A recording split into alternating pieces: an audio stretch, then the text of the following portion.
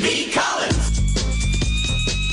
Peter B. Collins, news and comment. It's Wednesday, July 24th, 2019. Today was a big day on Capitol Hill.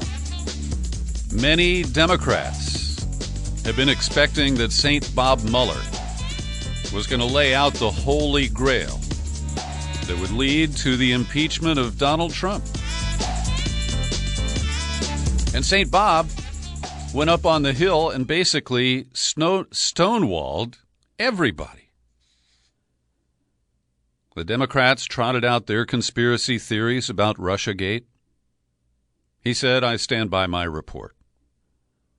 Republicans trotted out their theories that this was an investigation that was launched on a false basis, that it was a witch hunt, that Trump was innocent, exonerated.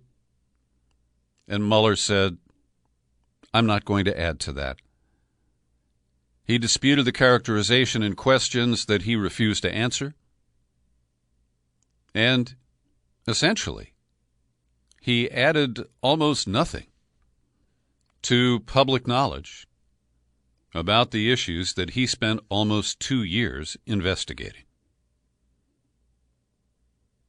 My conclusion remains the same, that Bob Mueller presided over a limited hangout investigation, and today he limited the hangout of anything that he might say.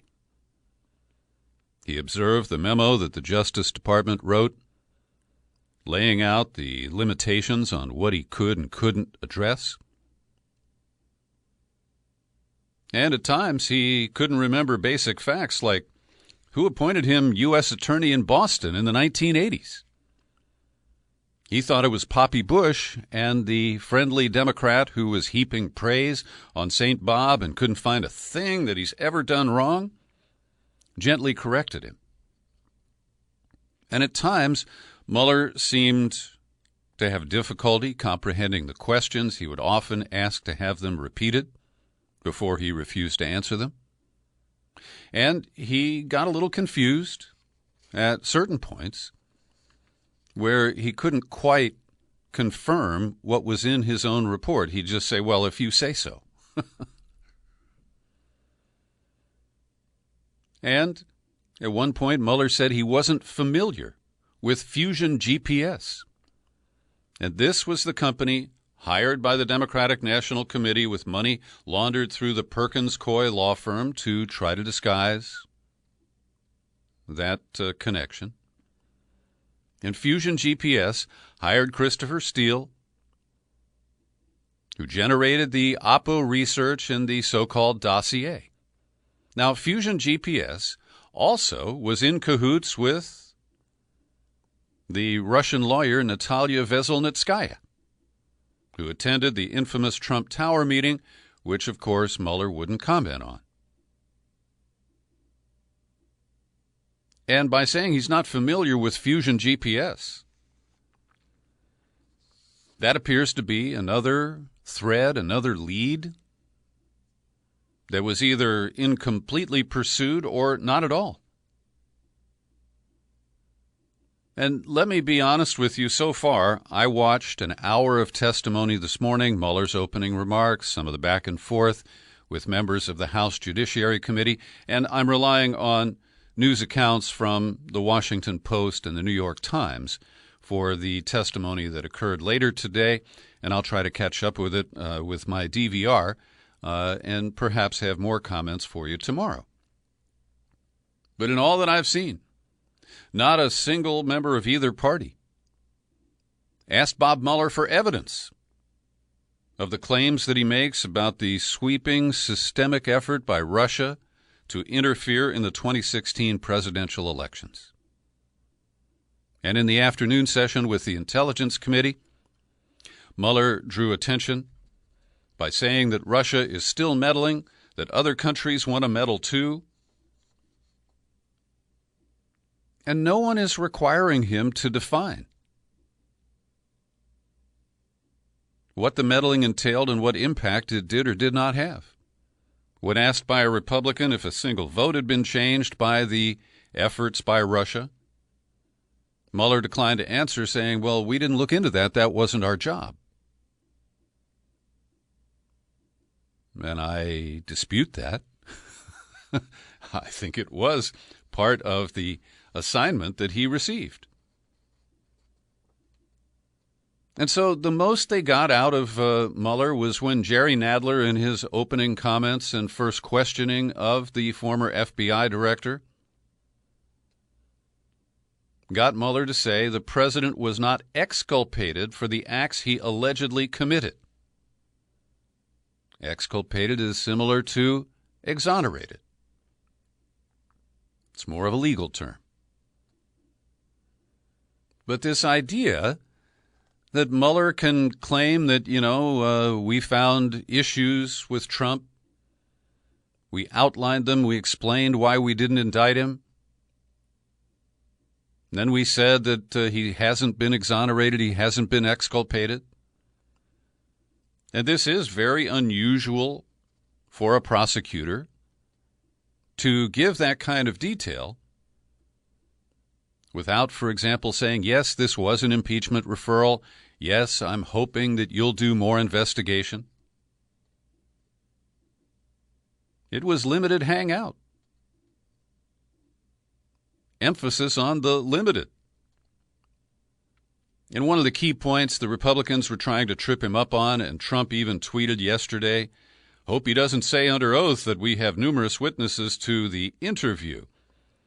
And what they were referring to is that a few days before Rod Rosenstein named Bob Mueller the special counsel, he had been into the White House for what is called an interview with Trump. And Trump claims he was considering Mueller for a return to his post as FBI director. Mueller says, no, it wasn't about a job interview for me. It was about the job, but not about me applying for the job. Now, on this, I would defer to Mueller. He is more credible than Trump. And I know that's not saying much. And so Nadler also got Mueller to agree with this statement that the president's declarations that the investigation had found no obstruction and had completely and totally exonerated Trump were false. He got Mueller to respond, right, that is not what the report said. And we saw that as Mueller was dodging questions, he would occasionally get hammered by the Republicans for having too many Democrats on his investigation staff. And then he'd get more praise from Democrats, just kissing his butt, and saying how respected he is and how, unbiased he was. And, of course, they have to overlook his 12-year tenure at the FBI, where he presided over a rogue agency that frequently violated the constitutional rights of American citizens in the United States.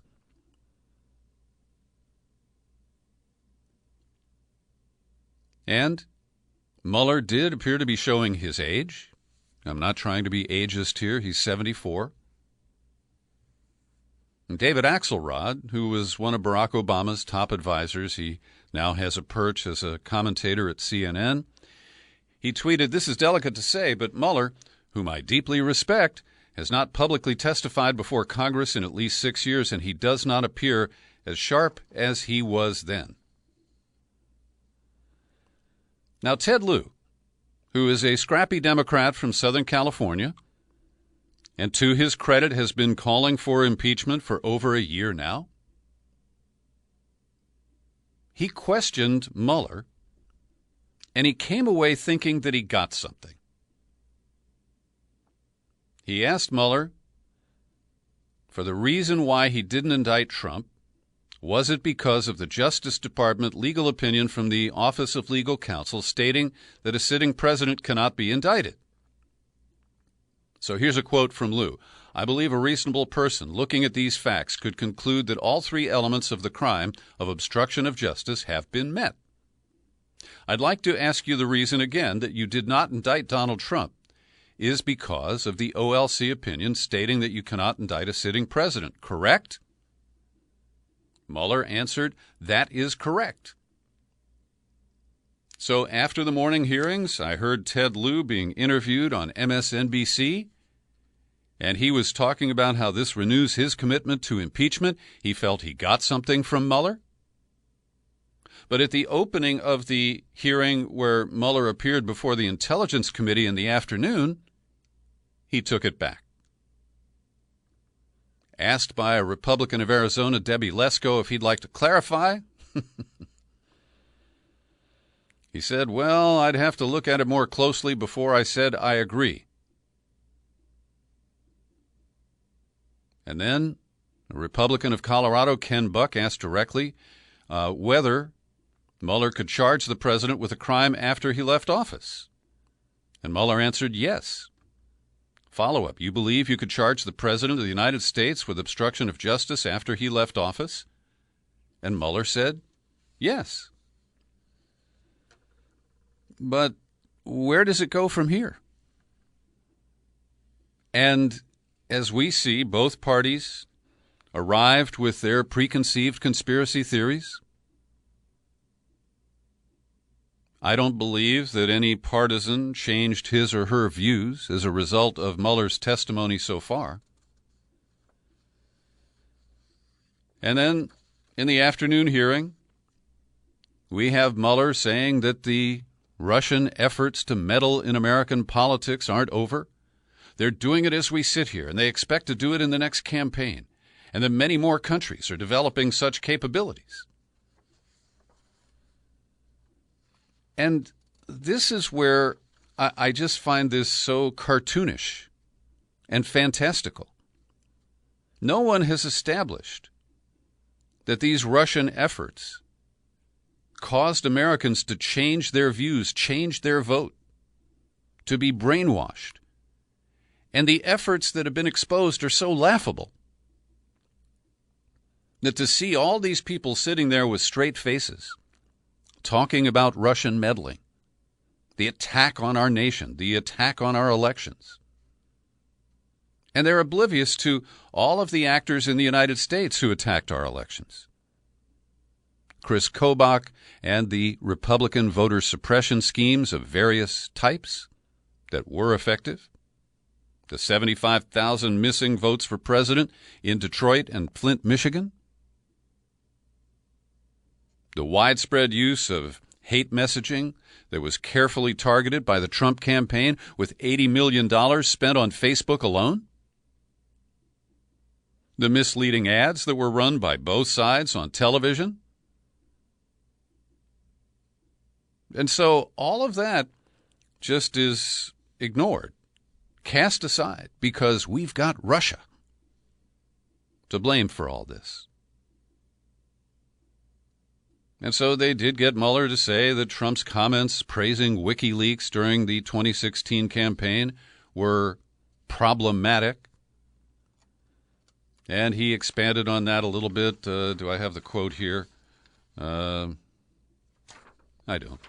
But, you know, he just said that it's more than problematic and still didn't define it in any way that gives people an idea of how it should be combated, this mysterious Russian effect on Americans.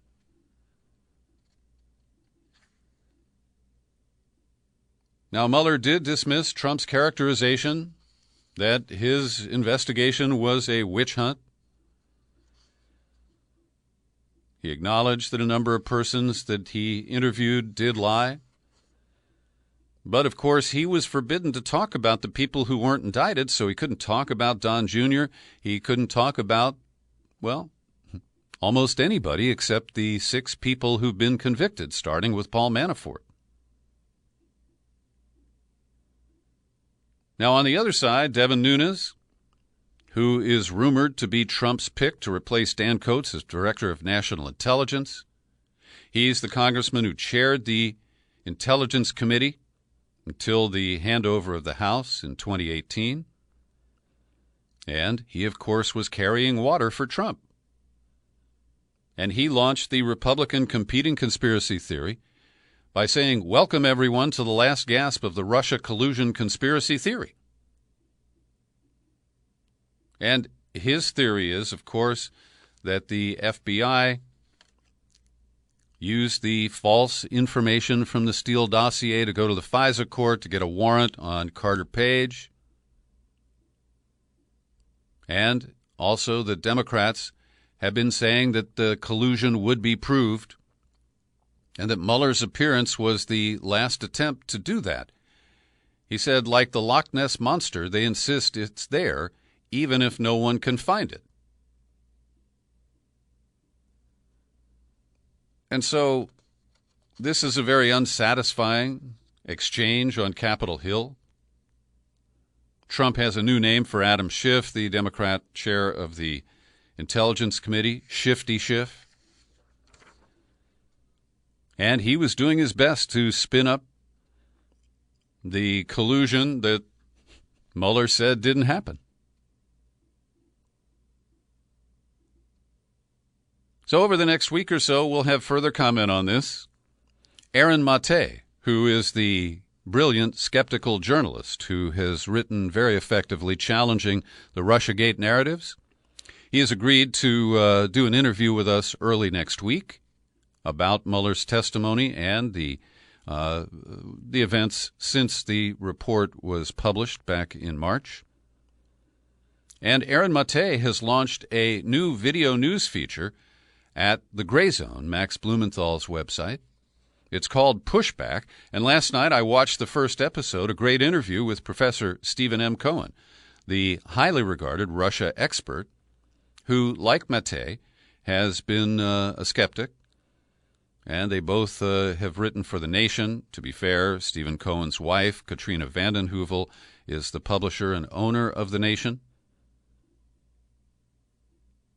And they had some very interesting comments because Cohen talked in detail about the new developments in the Russian military arsenal that could leave the U.S. nuclear fleet obsolete and also render whatever passes for missile defense is completely ineffective.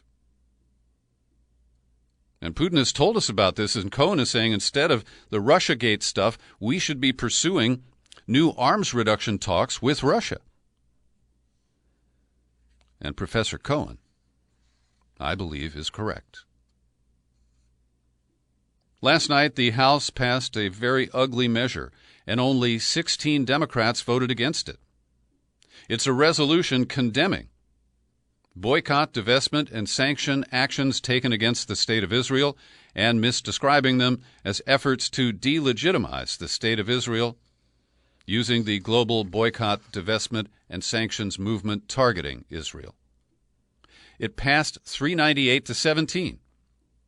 Only one Republican, who is I guess a kind of iconoclast civil liberty guy named Thomas Massey of Northern Kentucky.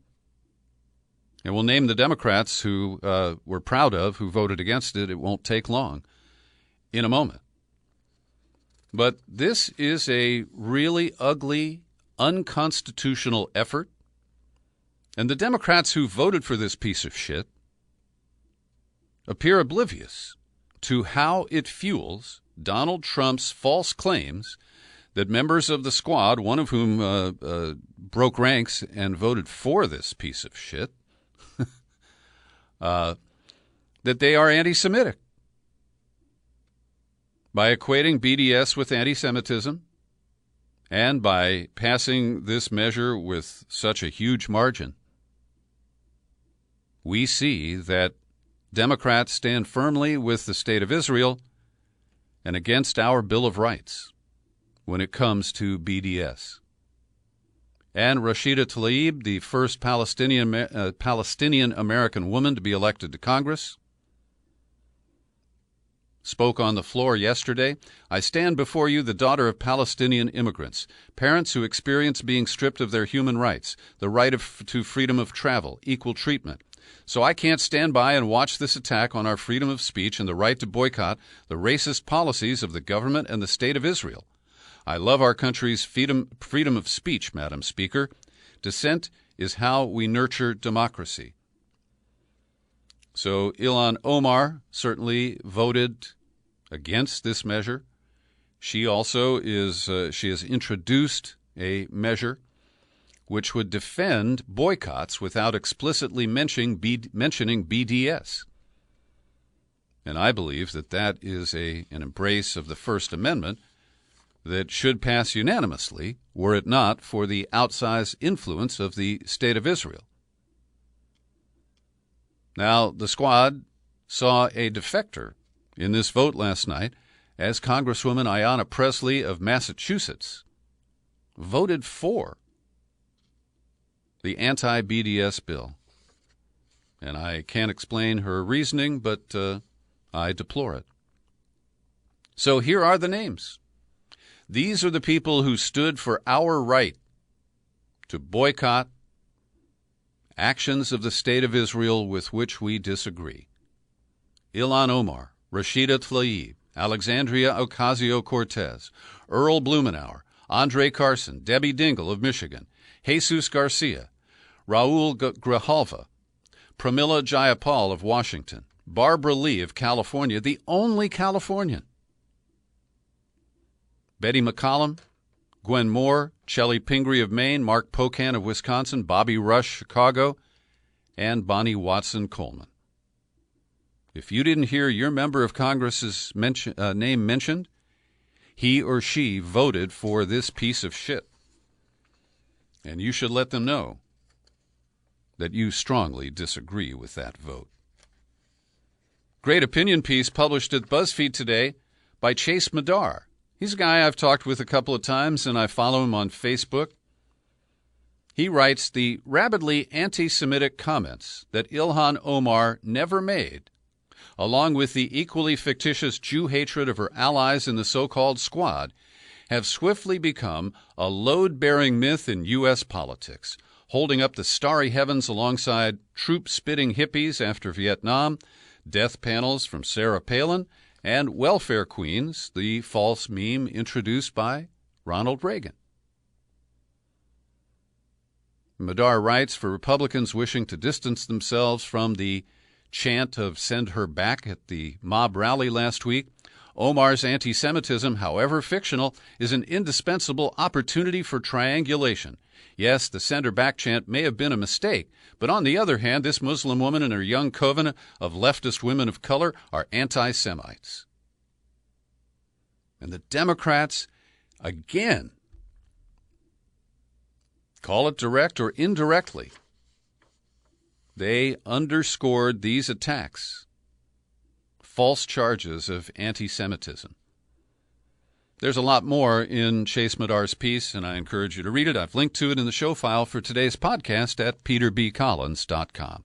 And every day I take a moment to thank the people who support my work with your subscriptions to the PBC podcast. Anthony Sassone just renewed his annual subscription. Thank you, Anthony. Jason Ferguson, Peter Hoffmeister, David Radcliffe, they each kick in $5 a month, and I'll bet you can do it too. Just visit peterbcollins.com, click menu, click Become a Subscriber. You'll be on the sign-up page where you can choose $5, $10, $20 a month. The $50 annual gets you a bonus book offer. And currently you can choose between Trump on the Couch or 2100, A Dystopian Utopia. That's the blueprint for survival from climate change. Well, it only took 25 years. Joe Biden has recognized the liability of his 1994 support of the crime bill that he helped write with the draconian penalties for use of crack cocaine. And yesterday in New Orleans, he called for an end to the disparity that placed stricter sentencing terms on crack versus powder cocaine. And get this, his bonus is he is now opposed to the federal death penalty. And his bill expanded the use of the death penalty back in 1994. So I accept this as a major change from Joe Biden.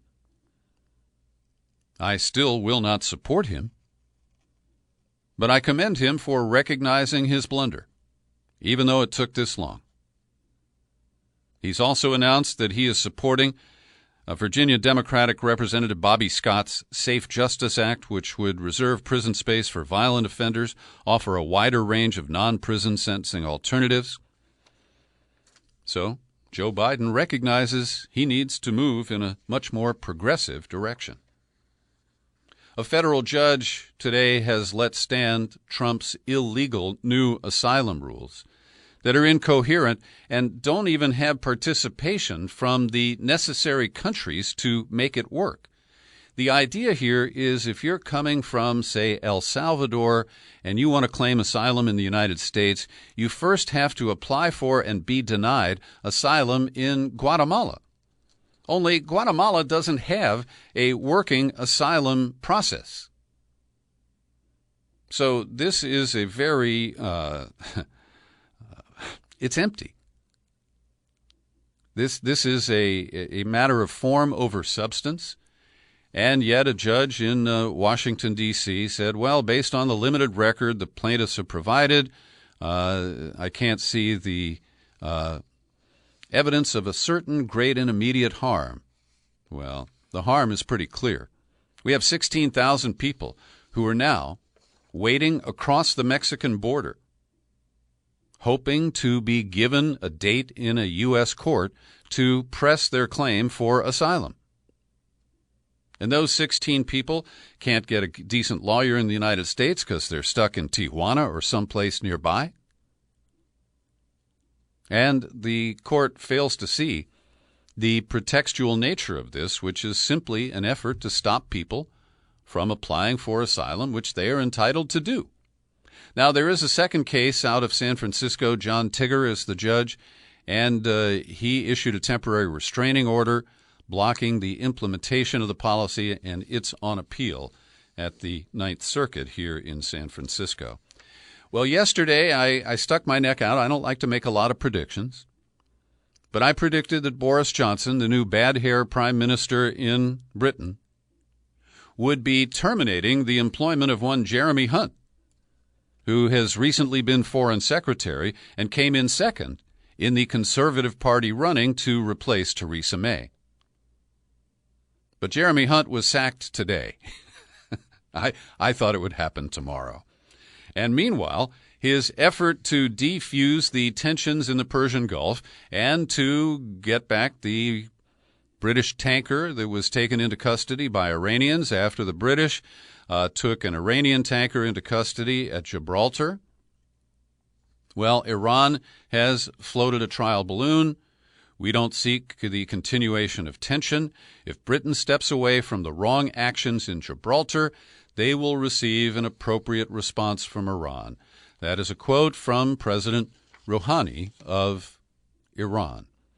So now we have a new defense secretary. The former Raytheon lobbyist Mark Esper confirmed yesterday he wants to defuse and de-escalate the situation, says we're willing to meet with them and talk about how we can get back into a negotiation. Now, why on earth would anybody, including Iran, trust the United States to get involved in a negotiation when we just violated the agreement that the Obama administration negotiated with some effort back in 2015? They're hoping the sanctions will cause Iran to bend or break. And Iran is signaling that it might just do that. It's official now. Facebook has been fined $5 billion by the Federal Trade Commission.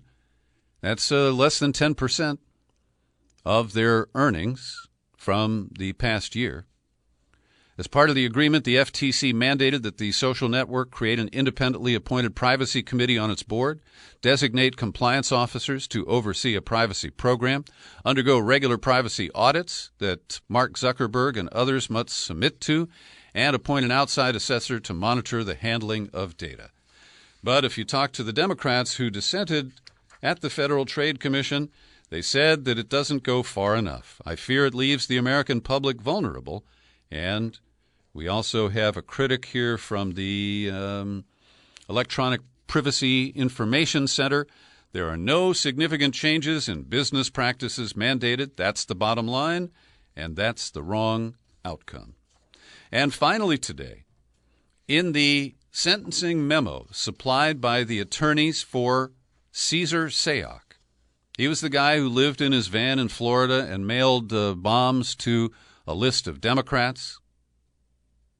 Well, the lawyers say that he became radicalized because of a daily consumption of Fox News, Donald Trump's Twitter feed, and excessive use of steroids.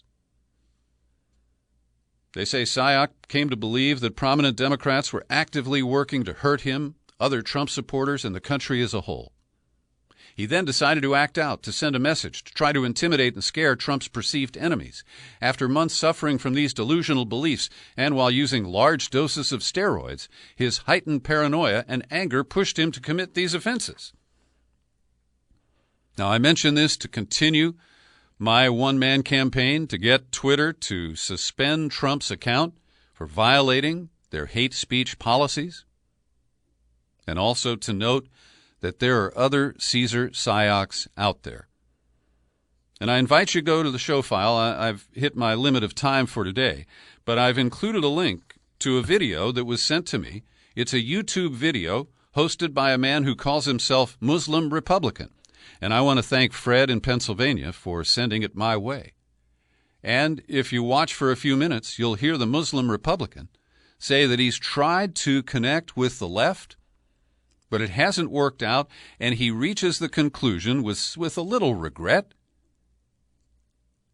that we must eject liberals and leftists from this country. They've got to get out, just like Trump tweeted. And I don't know if Muslim Republican will become the next Caesar Sayoc, but there are people like him out there, and many of them put up videos on YouTube. Thanks for listening to my daily news and comment podcast. You can find it on YouTube, and you can share it all over the place. I'm still Peter B. Collins. Happy trails to you until we meet again. Happy trails to you. Keep smiling.